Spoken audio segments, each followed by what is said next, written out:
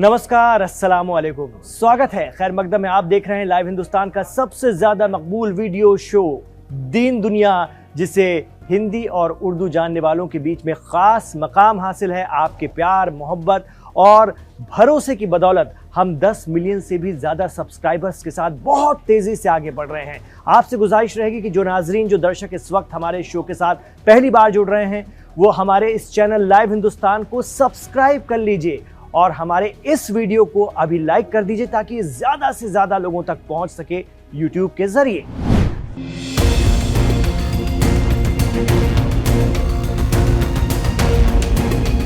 क्या अमेरिका के president Donald Trump Iran से बात करने जा रहे हैं? क्या अमेरिका का नया इक़्तिदार ईरान के साथ डिप्लोमेसी की टेबल पर आ रहा है? जी हां, ये खबर ईरान की सरकारी न्यूज एजेंसी इरना के हवाले से आ रही है। इरना लिखता है कि अमेरिकी सदर डोनाल्ड ट्रंप सिग्नल दे रहे हैं ईरान के साथ डिप्लोमेटिक तरीकों से आगे बढ़ने के लिए। अगर ऐसा है तो ये अपने आप में बहुत बड़े बदलाव के संकेत हैं, इशारे हैं। लेकिन क्या ये जमीन पर इतना आसान होगा? ये बड़ा सवाल है। ट्रंप का इक़्तिदार और ईरान से बात, ये खबर अपने आप में अटपटी इसलिए है कि प्रेसिडेंट ट्रंप और ईरान के बीच इक़्तिदार का पिछला दौर काफी कड़वाहट भरा रहा है और अब तो हालात और भी कशीदा हैं। गजा में हमास और लेबनान में हिजबुल्लाह को इस्राइल के खिलाफ ईरान खुलकर सपोर्ट करता है। ये बात किसी से छिपी नहीं है। हमास या हिजबुल्लाह के लीडर ईरानी सुप्रीम लीडर से मिलते रहे हैं और ईरान ने इसे कभी छिपाया नहीं।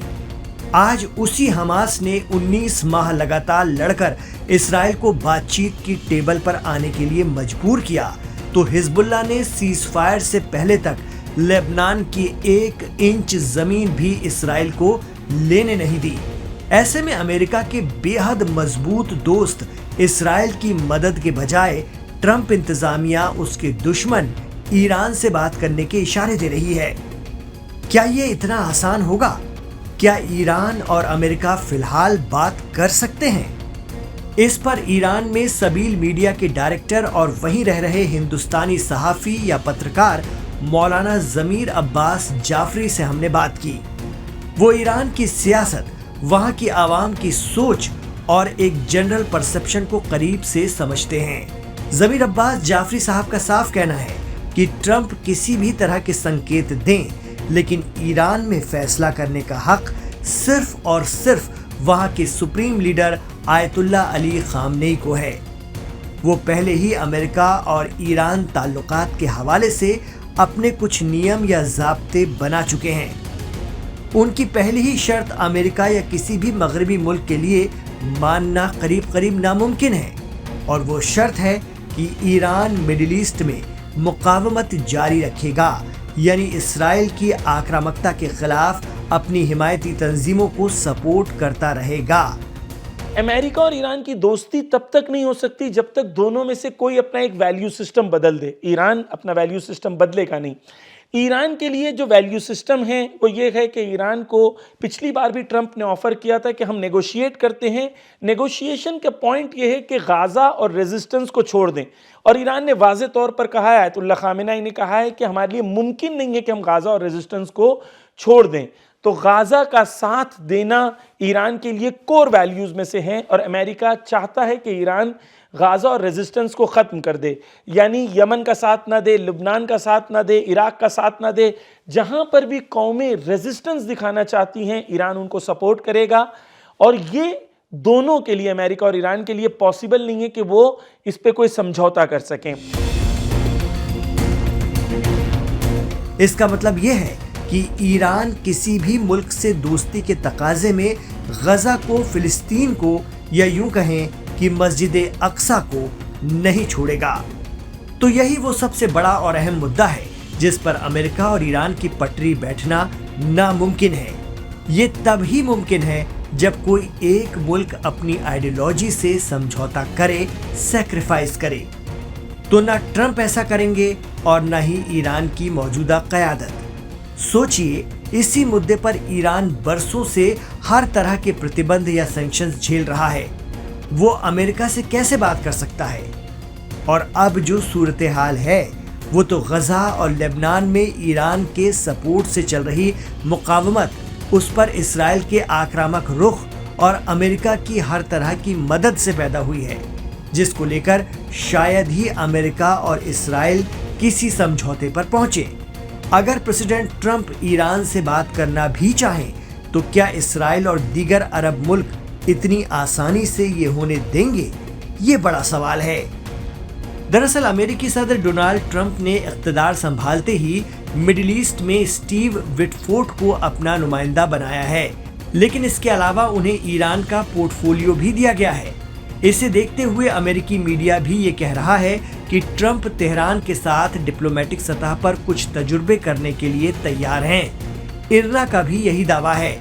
दरअसल जिन स्टीव विटफोर्ड को ट्रंप ने ये जिम्मेदारी दी है, उन्होंने हाल ही में हमास और इसराइल के बीच सीज फायर समझौते में अहम किरदार अदा किया था।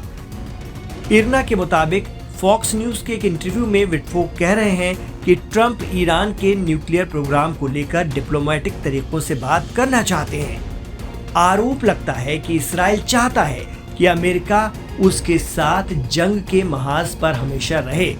यही वजह है कि वो अमेरिका को मिडिल ईस्ट में इन्वॉल्व करने की पूरी कोशिश करता है। लेकिन कहा जा रहा है कि ट्रंप अपने इक़्तिदार के इस दूसरे दौर में मिडिल ईस्ट को लेकर अपनी पॉलिसी पर चलेंगे और अपने हिसाब से खेलेंगे, जिसके शुरुआती इशारे भी उन्होंने दे दिए थे। इसी से घबराकर इसराइल को हमास से सीज फायर करना पड़ा और अब तो मीडिया रिपोर्ट ये भी कह रही हैं कि उन्होंने 26 जनवरी से पहले तक इसराइल को लेबनान से हट जाने के लिए कह दिया है। तो क्या ट्रंप सब कुछ सही कर देंगे? ईरान को इस पर संदेह है और शायद वो उनकी भूमिका से बहुत ज्यादा उम्मीद भी नहीं रखता है। कहा जा रहा है कि प्रेसिडेंट ट्रंप गजा के रीडेवलपमेंट में अमेरिका का बड़ा रोल देखते हों, जिसके चलते वो अपने दुश्मन ईरान से भी बात कर हालात को जल्द से जल्द सुधारने के पक्ष में हो। लेकिन ईरान इसराइल की आक्रामकता और गजा में उसकी किसी भी भूमिका को शायद ही कबूल करे। जब ईरान नहीं मानेगा तो उसके रेजिस्टेंस का हिस्सा हमास, हिजबुल्लाह और दीगर तंजीमें भी गजा को कंट्रोल करने की चाबी अपने ही पास रखेंगी। ईरान में काम कर रहे भारतीय जर्नलिस्ट मौलाना जमीर अब्बास जाफरी की बातों से आप कितना इत्तेफाक रखते हैं, हमें कमेंट बॉक्स पर जरूर बताएं। साथ ही ये भी कि क्या ईरान और अमेरिका अहम मुद्दों को छुए बिना किसी तरह की कूटनीतिक बातचीत का हिस्सा बन सकते हैं? क्या सदर ट्रंप ऐसा कर सकते हैं? और अगर कोई कोशिश होती भी है तो दीगर ताकतें इसे पूरा होने देंगी? ये बड़ा सवाल है। आपके जवाब का हमें कमेंट बॉक्स पर इंतजार रहेगा।